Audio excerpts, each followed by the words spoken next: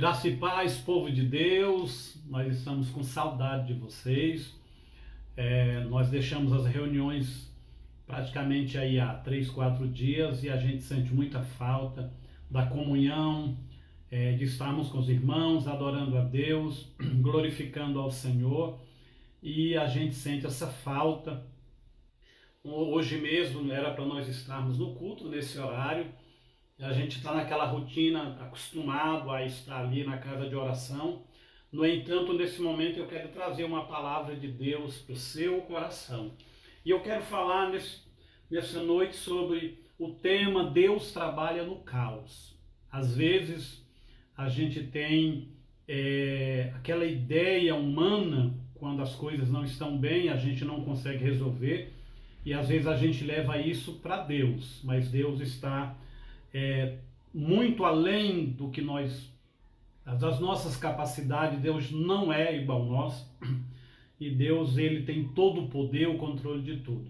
Então nós podemos dizer que Deus trabalha no caos, apesar de qualquer circunstância, em qualquer causa. Deus é poderoso para agir. E um texto extremamente interessante nessa questão é Gênesis 1, no princípio que Deus cria todas as coisas. O texto diz: no princípio criou Deus os céus e a terra. A terra, porém, estava sem forma e vazia. Havia trevas sobre a face do abismo, e o Espírito de Deus pairava sobre as águas. Disse Deus: haja luz, e houve luz. Nós lemos Gênesis 1, do 1 ao 3. Eu quero falar aqui sobre 4 ações de Deus nesse texto. Característica que mostra que nós podemos descansar em Deus, que Deus tem o controle de todas as coisas. O primeiro está no verso 1, Deus é criador. No princípio criou Deus os céus e a terra. O Deus que cria é o Deus que governa, é o Deus que sustenta todas as coisas. Ainda que esse momento que nós estamos vivendo pareça que o mundo está sem controle, Deus criou todas as coisas. Você pode confiar que aquele que criou é poderoso para trazer solução, é poderoso para mudar esse momento. Se você está vivendo alguma adversidade, se você está vivendo alguma luta pessoal, familiar,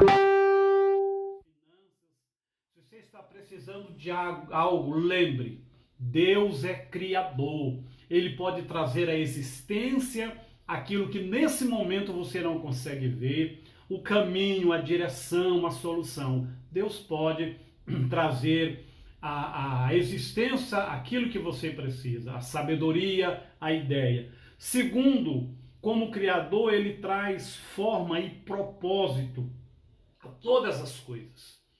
O texto diz que a terra estava sem forma e vazia. A ideia aqui não é só a ideia de criar uma forma, mas é criar uma forma para um propósito. Eu quero dizer que a nossa vida como igreja, como cristão, devido a essa questão desse vírus, nós não estamos sem formas para o propósito de Deus. Nós continuaremos tendo a forma do padrão de santidade, nós temos a oração, nós temos propósitos. Os céus é o nosso lugar, nós aguardamos isso, e apesar dessa circunstância, Deus dará propósito, forma o nosso dia a dia. Nós não estamos no estado de letargia, desanimado, nós não estamos vivendo passivamente, não. Deus pode pegar esses dias e redirecionar e fazer da nossa vida o que estamos conseguindo fazer com um propósito e dar uma forma que isso glorifique o nome dele, edifique a minha e a sua fé. Creia nisso. O texto diz que a terra estava sem um propósito específico para cumprir aquilo que era de Deus, a vontade de Deus. E talvez esse momento possa parecer que a gente não consegue cumprir. Deus nos dá estratégia, Deus nos dá sabedoria, e Deus assiste a nossa vida com o seu Espírito. Em terceiro lugar, nós queremos falar que Deus, pelo seu Espírito, controla as circunstâncias, as trevas e o mundo espiritual. O verso 2, na parte B, é claro, diz que o Espírito de Deus pairava, se movia sobre a face das águas, do abismo, das circunstâncias. Eu quero lembrar você que nós temos o Espírito Santo. Ao olhar ao seu redor, você está achando que as circunstâncias, esse vírus está no controle? Eu quero te dizer que você pode contar com o Espírito Santo de Deus. O Espírito paira, não só paira, ele está dentro de nós, ele age pela igreja e através da igreja. O Espírito Santo agora está agindo na sua mente, no seu coração. E talvez o inimigo queira trazer o pânico, o medo, como é que eu vou pagar as contas? Como que eu vou comprar? Como é que vai ser o meu amanhã? Descansa seu coração em Deus. Quando Deus olhou para aquele cenário de caos, não havia em Deus desespero. Deus estava trabalhando para colocar as coisas no lugar e manifestar sua glória e propósito, caminhos, direção. Assim é sobre a nossa vida. Você pode contar, o Espírito Santo está vendo tudo. A Escritura diz que ele geme com gemidos inexprimíveis para nos socorrer e levar a nossa oração ao Pai. E ele traz do Pai, desse Deus que é Criador, desse Deus que pelo seu Espírito controla todas as coisas. Você tem o Espírito Santo. Ele não só está pairando para dar destino, direção, consolação e socorro. Ele quer trazer um novo tempo. É tempo de avivamento. É tempo de você ler a palavra com a sua família, cantar hinos, ver algo que venha edificar a sua fé. Nunca esqueça, apesar da circunstância, isso não tira o Espírito Santo da terra, não tira o Espírito Santo da sua vida, da nossa vida. Igreja do Senhor, que nós pastoreamos ali no setor Sítio Santa Luzia, você que agora está me vendo em casa, você que está aí vendo através de uma rede social, nesta hora o Espírito Santo não tem limite geográfico, ele fala com você, como ele está falando com o meu coração. Então, o Espírito de Deus traz a solução. Ele controla as trevas, as ações malignas. Deus pode te usar, cheio do Espírito Santo, como intercessor, como intercessora, para destruir esse mal e recolher isso no abismo e voltarmos a ter uma vida plena, livre, para vivermos e cumprirmos o propósito de Deus. Em quarto lugar, a autoridade e o poder é de Deus. Ele detém, e se ele falar algo, isso vai acontecer. No versículo 3, isso é claro. Disse Deus, haja luz, e houve luz. A autoridade e o poder é de Deus. Se ele determinar algo, isso vai acontecer.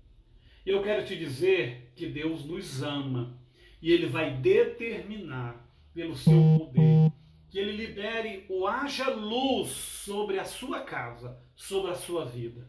Você está precisando de cura, está precisando de socorro, de paz, do controle, do consolo do Espírito Santo. Igreja amada, você pode ter, você tem. Deus pode liberar uma palavra hoje e trazer grande livramento. Nós precisamos entender uma coisa: é tempo de levarmos tudo à presença de Deus. Como nunca nós estamos sendo obrigados ou reaprendendo a depender de Deus. Nunca esqueça, Moisés tinha preocupações com as autoridades de Israel quando foi tirar o povo do Egito. E se você e eu estivesse lá, nós iríamos procurar como alimentar mais de 2 milhões de pessoas no deserto, quando não vai plantar, quando ninguém vai semear. Como dar água para uma multidão dessa e os animais? Eu quero te responder com uma pergunta. Faltou alguma coisa quando a gente lê o livro de Êxodo para aquele povo? Esse é o seu Deus, é o nosso Deus. Nós precisamos depender dele. A palavra de Deus diz que até o dia que eles chegaram numa terra habitada, as margens para chegar na terra prometida, o maná durante 40 anos, eles tiveram o suprimento de Deus a cada manhã. Descansa o seu coração. Você serve um Deus que pega o pouco e multiplica, que faz existir do nada. Ele faz água sair da rocha. Ele faz o pão cair do céu. Ele vai multiplicar a sua renda, o dinheiro que você tem, e vai trazer o meio da vida voltar ao normal.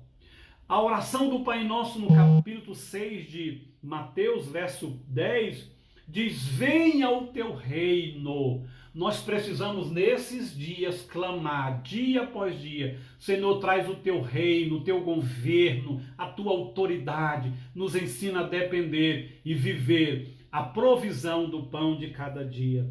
A palavra diz ainda em João 15,5: sem mim nada podeis fazer. Jesus disse: eu sou a videira.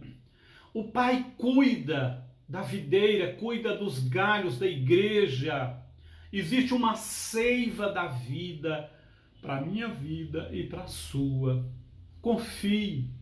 A obra que Jesus fez jamais vai ser destruída por um vírus ou por um problema mundial na área de política ou de finanças. Não vai.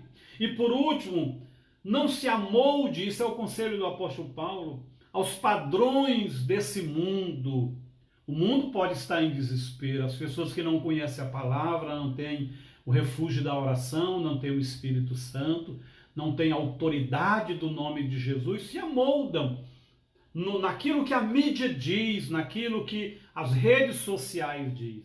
Mas eu e você não podemos mudar os nossos pensamentos, produzir isso e entrar em desespero. Não, nós precisamos nos amoldar com os padrões, com a forma do Evangelho do Novo Testamento. E o Novo Testamento é cheio de promessas. Mateus, no seu último capítulo, Jesus disse: eu estarei convosco até a fundação, até os fins dos tempos. Ele não mudou, ele continua o mesmo. Nós somos a igreja que vamos chegar a Apocalipse 22 e cantar, dizer: o Espírito e a noiva dizem: vem. Quem tem sede, quem quiser, venha. O que nos aguarda para o futuro é o arrebatamento, é a volta do Senhor. Não é esse vírus, não são circunstâncias financeiras, mundiais, não. A nossa vida depende de Deus. Lembre, disse Deus: haja luz, e houve luz. Creia no haja de Deus. Paulo e Silas estavam presos lá em Atos. E Deus liberou uma palavra, os alicerces da cadeia quebrou, as correntes, e eles ficaram livres. Esse é o Deus da igreja. É o Deus que agiu na igreja primitiva e que age nesses dias na nossa vida. Que o Espírito Santo continue a cuidar de você. Nós continuaremos aí na campanha nossa de oração, clamor pelas nações e pela igreja local. E Deus vai cuidar da nossa vida, cuidar de cada família. E logo, logo, em nome de Jesus, nós estaremos voltando a reunir ali na igreja. Então, continue cumprindo os deveres como um cidadão. Fique em casa, evite aglomerações, cuide dos mais frágeis, dos mais velhos, daqueles que têm alguma doença pré-existente. Se cuide e creia. Deus cuida de você. Deus cuida da sua casa. Nós somos igreja, ainda que distante, nós continuamos juntos. Um abraço a todos, saudade de vocês, mas logo, logo nós estaremos reunindo como igreja. Fica com Deus, um domingo e uma semana abençoada a todos. Em nome de Jesus, descanse no Senhor, para a glória do nome dele.